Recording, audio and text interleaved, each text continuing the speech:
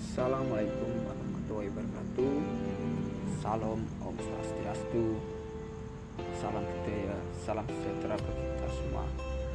Kami dari kelompok 7 yang belum diberitakan, Ahmad Faizan Dito Farisi, NIM 21109100040, dan Tohiro Nurmuhi 21109100048 akan menjelaskan teori tindakan sosial Max Weber.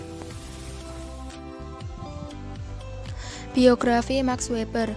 Max William Weber lahir di Erfurt, Jerman pada tanggal 21 April 1864 dan meninggal dunia di Munchen, Jerman pada tanggal 14 Juni 1920. Hidupnya hanya berumur sekitar 56 tahun.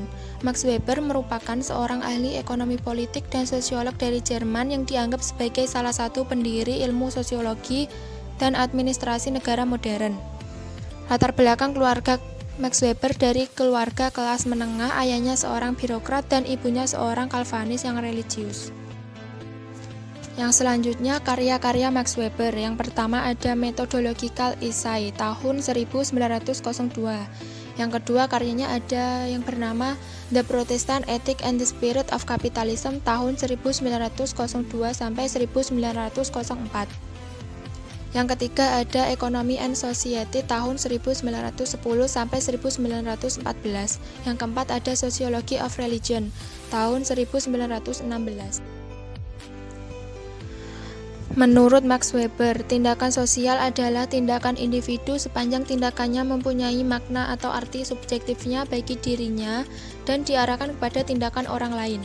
Tindakan sosial juga dapat diartikan sebagai seluruh perilaku manusia yang dilakukan secara sadar maupun tidak sadar untuk mencapai tujuan tertentu. Asumsi dasar Max Weber.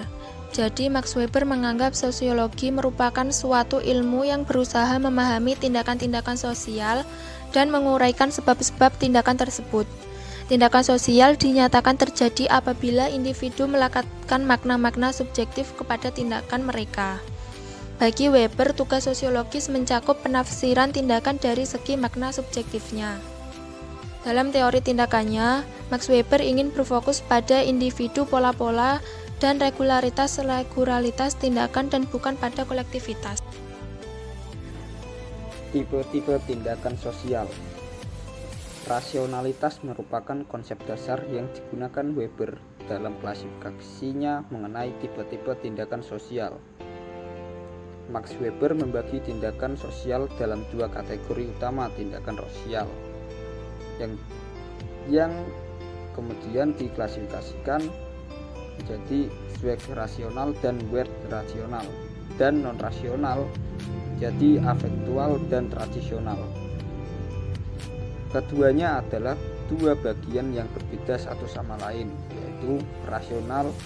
Pertama, rasional instrumental, subjek rasional, tindakan yang ditentukan oleh pengharapan mengenai perilaku objek-objek di dalam lingkungan dan perilaku manusia lainnya. Pengharapan itu digunakan sebagai kondisi-kondisi atau alat-alat untuk pencapaian tujuan yang dikejar dan diperhitungkan secara rasional. Biasanya diawali dengan kalimat, tindakan ini paling efisien untuk tujuan ini dan inilah cara terbaik untuk mencapainya. Misalnya, contoh saja tindakan sosial seorang siswa pelajar SMA yang giat belajar semalam suntuk dengan tujuan akhirnya adalah agar bisa lebih siap menghadapi ujian keesokan harinya, sehingga belajar menjadi tindakan sosial dan tujuannya agar siap menghadapi ujian. Kedua, rasional nilai, tindakan yang ditentukan oleh kepercayaan yang sadar akan nilai tersendiri suatu bentuk perilaku yang etis, estetis, religius, atau bentuk lainnya terlepas dan prospek-prospek keberhasilannya yang biasanya diawali dengan kalimat yang saya tahu hanya melakukan ini. Contoh dari tindakan sosial jenis ini adalah pada saat anak-anak berhenti bermain bola karena azan duhur sudah berkumandang, sehingga mereka memutuskan berhenti bermain dan sholat dulu, baru kemudian melanjutkan permainan. Yang ketiga, tindakan afektif atau afektual.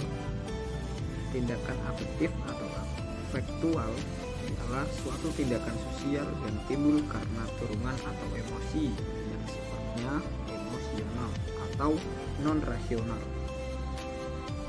Contohnya, ada guru yang memarahi murid karena ketahuan yang menyontek, dan si murid akhirnya menangis.